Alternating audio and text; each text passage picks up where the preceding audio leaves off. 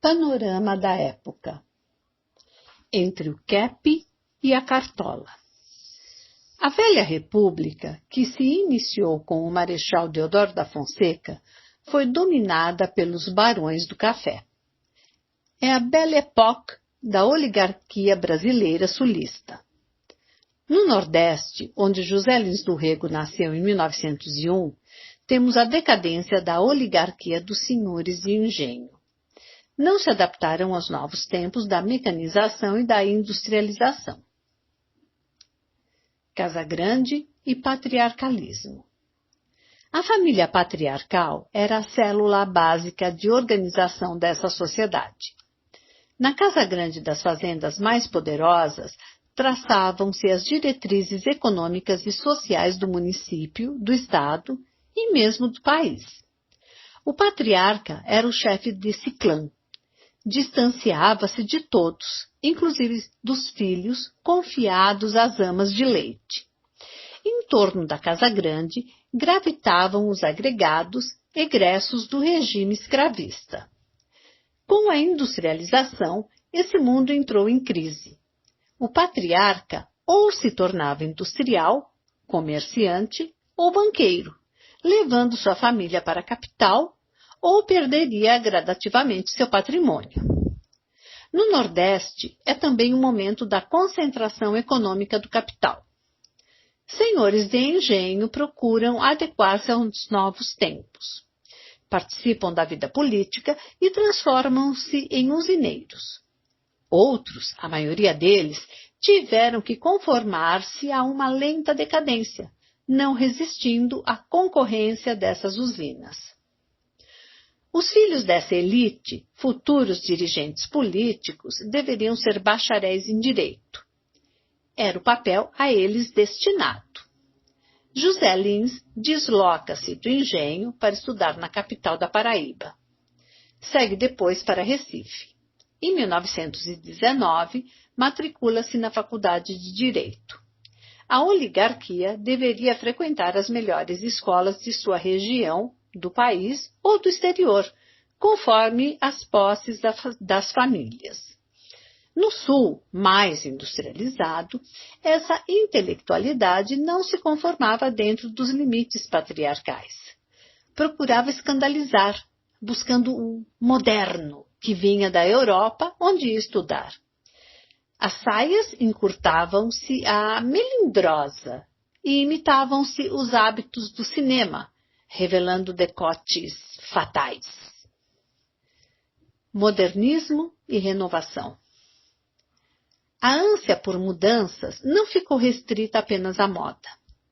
Em 1922, artistas e intelectuais paulistas organizaram a Semana de Arte Moderna, que iria desencadear um vigoroso movimento renovador nas artes, cujos efeitos projetam-se até nossos dias. Buscavam uma nova linguagem artística brasileira. Na literatura, a partir da publicação de Menino de Engenho, de 1932, José Lins seria um dos escritores que conseguiriam concretizar essa perspectiva nacionalista de modernismo. A ruptura não ficaria restrita a esses campos artísticos. A insatisfação da classe média era grande e vai canalizar o seu inconformismo através do tenentismo. Explodem rebeliões militares em várias partes do país durante a década de 1920. Em 1924, iniciou-se a Coluna Prestes, que percorreu 24 mil quilômetros do território brasileiro, lutando contra o governo oligárquico. Carnaval? Futebol? Não. Greve. Para a classe média, como para as classes populares das cidades, não bastava o nivelamento social do carnaval, onde podiam cantar e dançar o seu samba ao lado de setores sociais privilegiados. Não era suficiente também a democratização do futebol, que deixava de ser o nobre esporte bretão. Exigiam mais, melhores condições de vida. A classe média com levantes militares e a classe operária com as greves. A Confederação Operária Brasileira, fundada em 1908, já possuía, Em 1917, centenas de milhares de membros nas principais cidades industrializadas do país. Dividiam-se os líderes operários entre anarquistas e maximalistas, ou bolchevistas.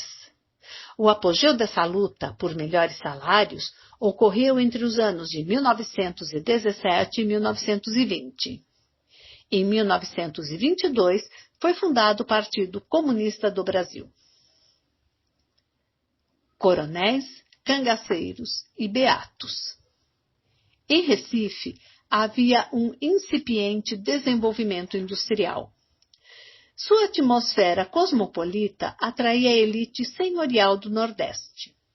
Em oposição, os primos pobres desses antigos senhores de engenho permaneciam no interior.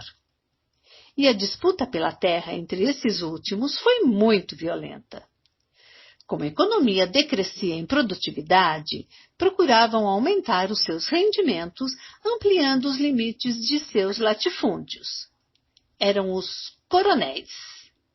Permaneciam com esses títulos militares, apesar da extinção da Guarda Nacional que os criara.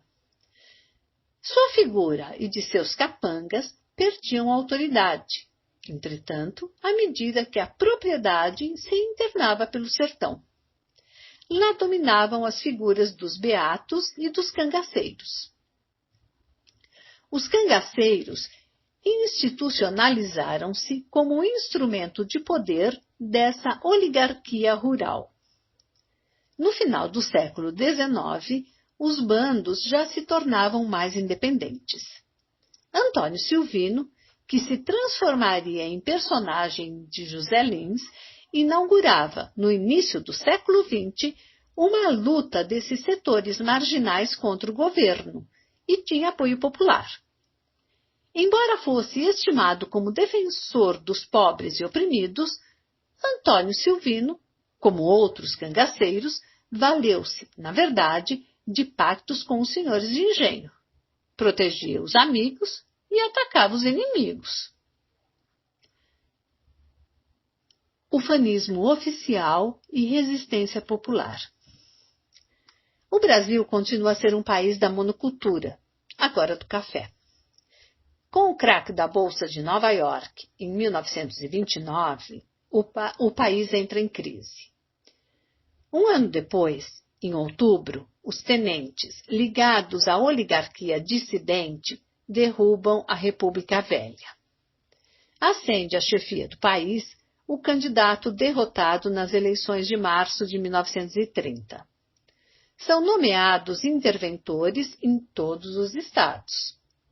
Em São Paulo, há reação, e em 1932 eclode a Revolução Constitucionalista contra a ditadura, mas é derrotada.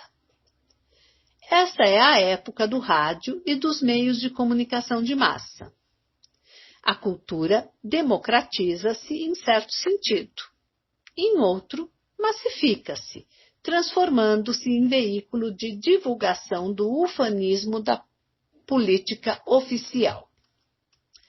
Há, entretanto, toda uma arte de resistência contra o ufanismo oficial. Suas raízes já estavam estabelecidas na literatura de um Lima Barreto, que em 1915 publica Triste Fim de Policarpo Quaresma, uma crítica ao autoritarismo militar e às elites brasileiras. E também de um Oswald de Andrade, Memórias Sentimentais de João Miramar, de 1924, ou de Mário de Andrade, com Macunaíma, de 1928. A cultura popular resiste contra o ufanismo de um Ari Barroso. Noel Rosa faz samba social e refugia-se nos botecos do Rio de Janeiro. Surge o romance de ênfase social. No Nordeste, após o pioneirismo de A Bagaceira, de 1928, de José Américo de Almeida, aparecem José Lins do Rego, Graciliano Ramos, Jorge Amado, Raquel de Queiroz, Jorge de Lima, Amando Fontes. No Rio Grande do Sul, destacam-se Érico Veríssimo e Dionélio Machado. Em 1933, Gilberto Freire, amigo de José Lins do Rego, publica Casagrande Senzala. Coloca-se contra o racismo de intelectuais ligados à oficialidade. Valoriza o papel dos negros e mestiços em relação à nossa formação histórico-cultural. O livro de Gilberto Freire teve um impacto libertador, mas idealizou o tratamento que os escravos receberam dos portugueses. Em oposição à defesa da colonização portuguesa, coloca-se Sérgio Buarque de Holanda, com Raízes do Brasil, de 1936, para quem o desenvolvimento depende da superação de certas características dessa colonização, em especial do autoritarismo, da exploração econômica nômade e de seu caráter predatório.